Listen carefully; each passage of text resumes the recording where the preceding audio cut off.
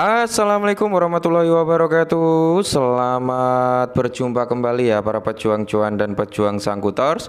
Bagaimana keadaan kalian semua? Semoga kalian dalam keadaan sehat semua ya. Dan saya doakan buat kalian sukses semua. Amin. Mantap jiwa ya. Dan tetap ya kawan, secangkir kopi harus selalu ada buat menemani kesempatan kali ini teman-teman ya. Dimana di kesempatan kali ini kalau kita lihat bersama-sama nih teman-teman ya, dari segi kinerja sektor cryptocurrency, terutama dari market cap ya teman-teman ya, dari volume ini mengalami recover. Cuman kalau kita lihat dari Bitcoin dominance ini masih tinggi di area 60, varian grid index ya dia udah kembali di area 40, berarti ini menandakan orang-orang dalam kondisi netral ya.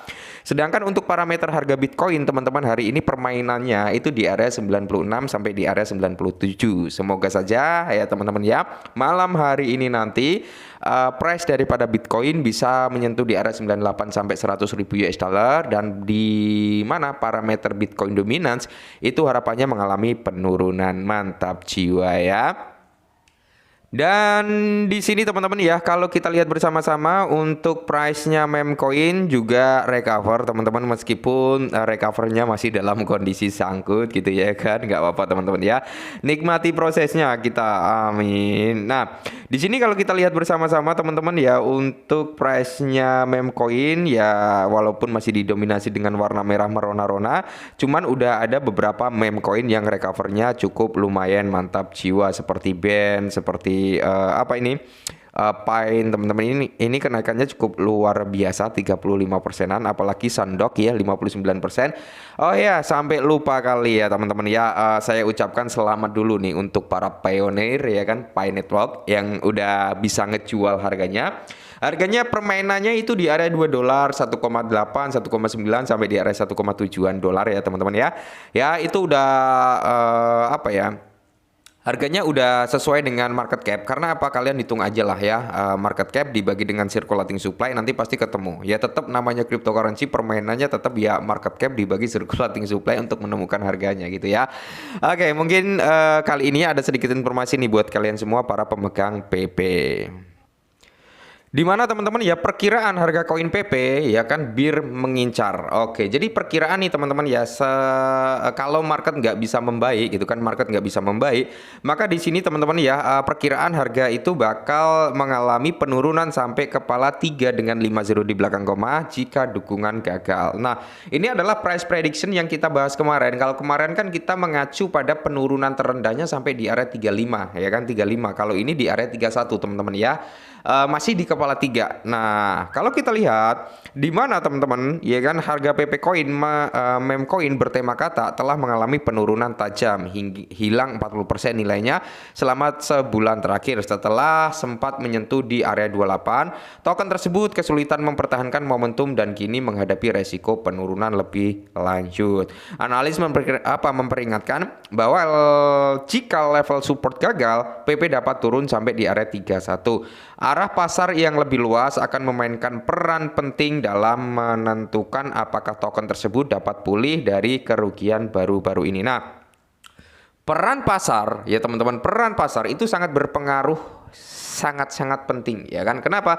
Ya kalau market dalam kondisi seperti ini kita tidak bisa berharap ya kan token ya kan, token utilitas, token-token meme coin dan sebagainya mengalami kenaikan yang cukup signifikan. Kita nggak bisa berharap, tapi kalau turun ya harapannya tinggi gitu teman-teman ya. Karena apa ya, semua itu tergantung pada perputaran Bitcoin terlebih dahulu. Kalau Bitcoinnya crash, otomatis altcoin pasti ikut teman-teman ya.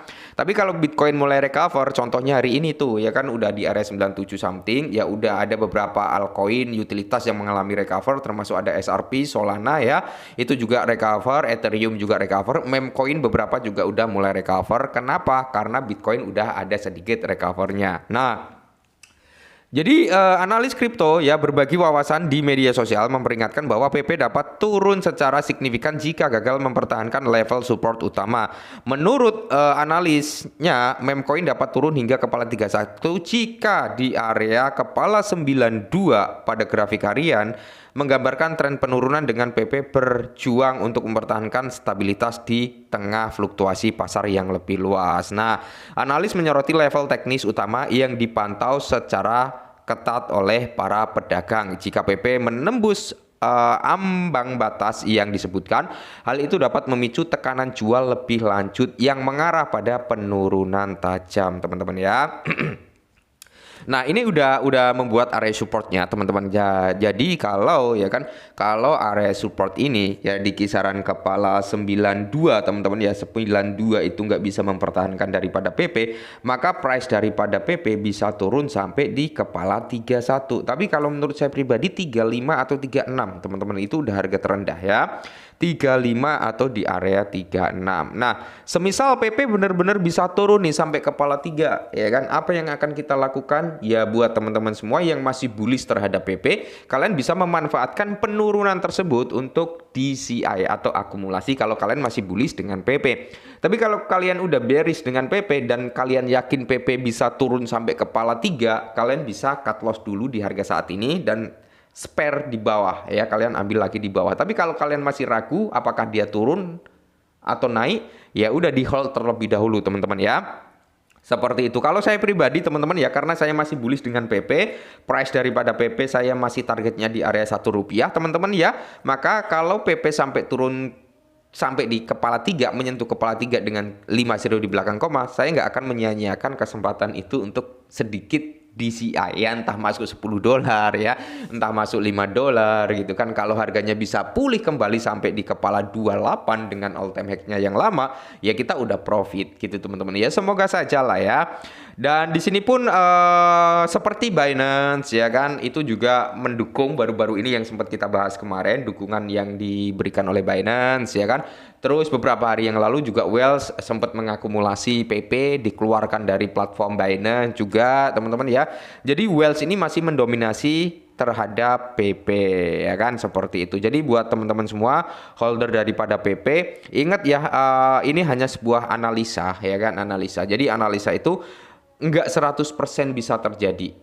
Jadi bisa meleset, teman-teman ya, analisa bisa meleset. Kenapa? Karena gini, teman-teman ya, sektor kripto itu enggak ada ilmu pasti. Kita memprediksikan nih harga PP turun, tiba-tiba dia naik, ada good news ya kan, ya ada good news, jadi prediksi kita gagal. Nah, kita memprediksikan suatu aset itu naik, tiba-tiba aset tersebut kena food, kena bad news, otomatis turun gitu, teman-teman ya. Jadi kripto itu sangat fluktuatif, sangat sensitif terhadap news. Makanya di sini, teman-teman, semisal nih diprediksikan PP turun sampai kepala 31, tiba-tiba ada good news, ya dia akan naik. Nggak akan menyentuh di kepala 3. Tapi kalau dia diprediksikan ada sampai kepala 3, tiba-tiba terserang food atau bad news, ya itu bisa terrealisasi gitu, teman-teman ya.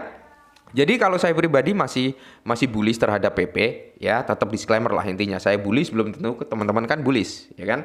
Saya bearish belum tentu teman-teman bearish. Tapi kalau ditanya masih hold bang, masih. Targetnya berapa? Rp1 kalau saya pribadi, teman-teman ya.